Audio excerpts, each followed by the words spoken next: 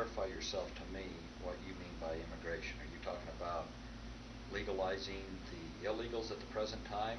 The biggest issue that we find today with illegal immigration is that on a federal level, we are not enforcing, and the states are not enforcing a lot of the laws on the books.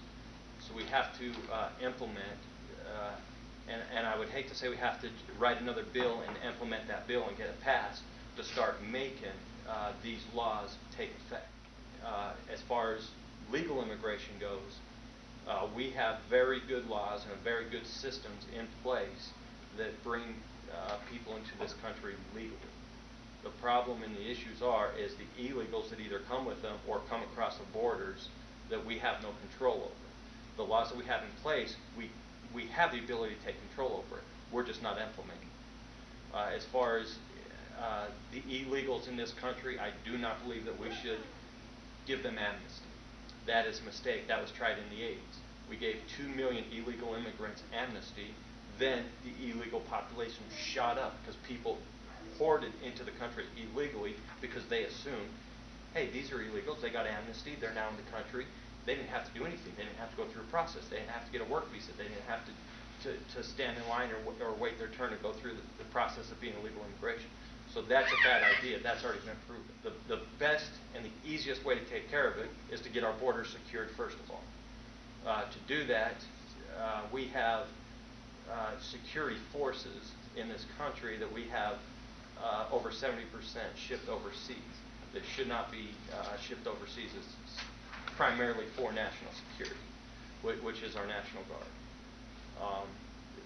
And that also goes into a little bit of the national defense issue. Should we have our military forces in 300 different countries at the same time? We shouldn't. But the National Guard, we should have on hand for each of the states to control the borders of the states if that's where they're needed. Right now, that is where they're needed. We also have bills in place and laws passed and legislation passed to where there should be walls that are built and maintained in our southern states, which are not. We can very easily determine who's here legally and not. Our Social Security Administration knows this. I know a lot of people will say that the reason why they're doing it the way they're doing it is because it costs too much for them to pay for their citizenship. And some people say it takes up to 14 years. Now, is that based on, like you said, education level, it is. We job, marketability, the federal government has different types of visas. Okay. Under these visas, they allow so many people.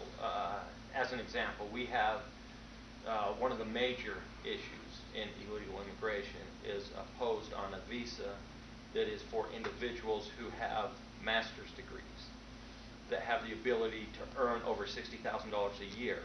And you're shaking your head like you know which one I'm talking about. They only allow, under this visa, 60,000 immigrants a year.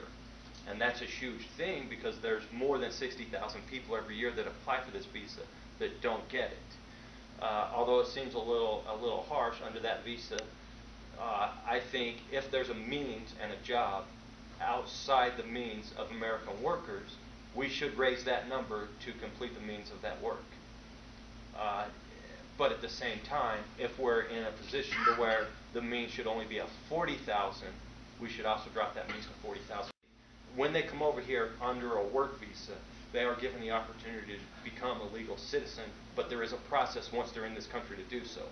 The biggest problem with that is a lot of them don't go through that process, so they don't fill out the paperwork.